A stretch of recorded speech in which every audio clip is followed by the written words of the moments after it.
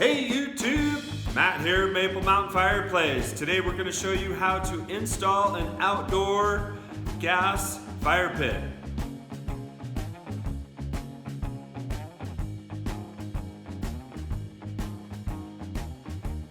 So some of the components that we're going to need obviously are the burner.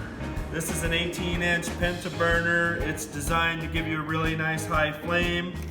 We've got your DANTE valve, an extended key. This is for going through the really thick block.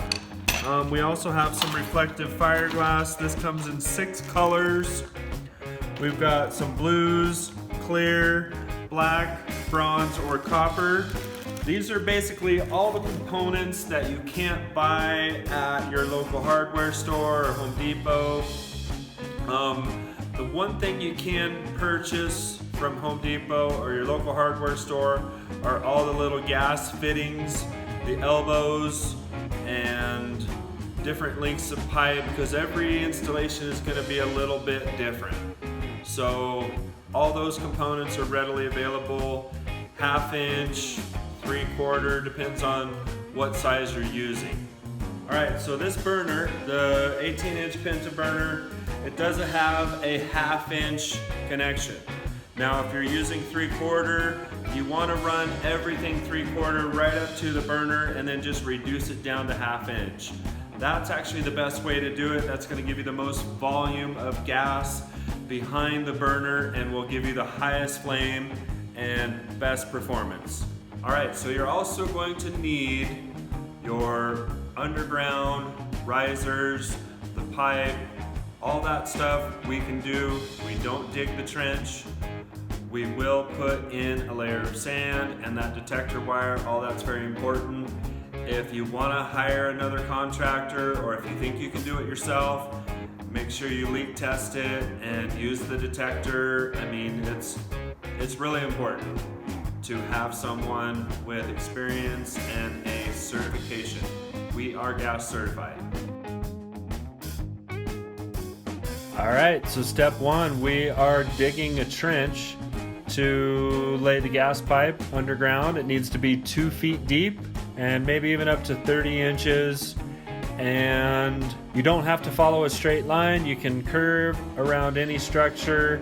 The pipe is fairly flexible. Now, we've got 3/4 inch pipe. We are honing out the inside with our special tool. We're going to put a little bit of lube and these fittings just slide right together. So this is the riser. It is a metal piece that fits together. It's threaded to 3/4 pipe. So you can see we just lay all that pipe down inside from one end to the other. Now what we're going to do here is just lay the riser next to where we want to be, give it a mark, and we'll cut that, and we'll do the same process with honing out the inside with our special tool and lube it and slide it together. Alright, so next we're just gonna hook up a temporary line, and this is just a gas flex that we're going to temporarily hook up and cap off the other end. We're going to do a pressure test and a leak test. Alright, so we're just spraying it. I think we've got some Windex and we're just checking for any bubbles. We had no leaks, and now we are going to actually hook it up with hard pipe. So all of these black fittings can be found at a local hardware store. Your nipples, your elbows. This here is a union that allows you to connect a pipe in the middle, and you want to use plenty of pipe dope to seal it and get them nice and tight. If you're not gas certified in the state of Utah, you cannot legally do this work for money. The underground fittings and the risers, you do have to have at least a contractor's license for a supply house to sell you this product. So again, if you have any uncertainty at all, please get professional help. Okay, one more leak test. We've got our little sniffer to see if there are any leaks. One more important thing before you bury it, we've got our detector wire. This will allow you to check to see where the gas line actually is. And we are also adding some sand before we throw in the regular dirt. So the sand will help to protect the gas line as well. So next we're just going to stack the first layer of blocks in a nice little circle, and you can see we have the riser off-centered. So you don't want the riser too close to the edge, but you absolutely don't want it in the center.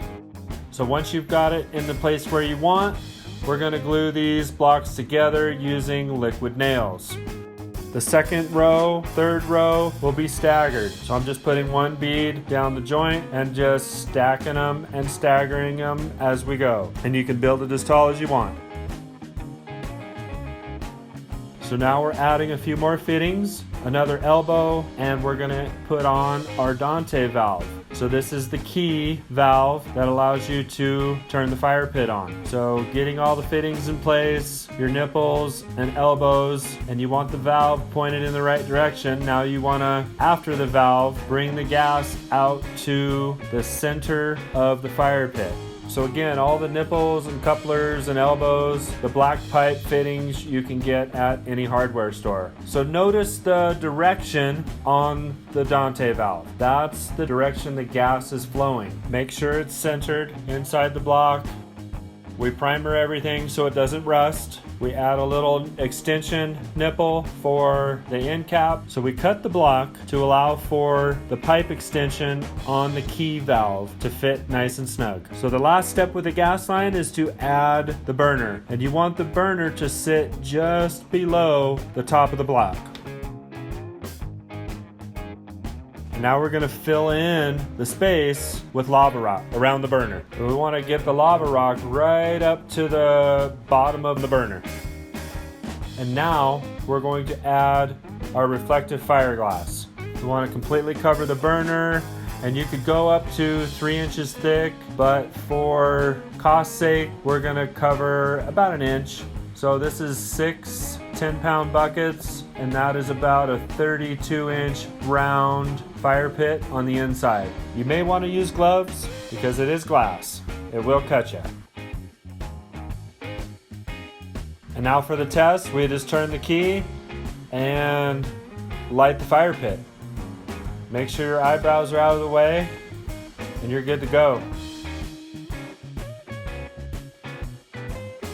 Hey, that's it. Thanks for watching. Give us a thumbs up.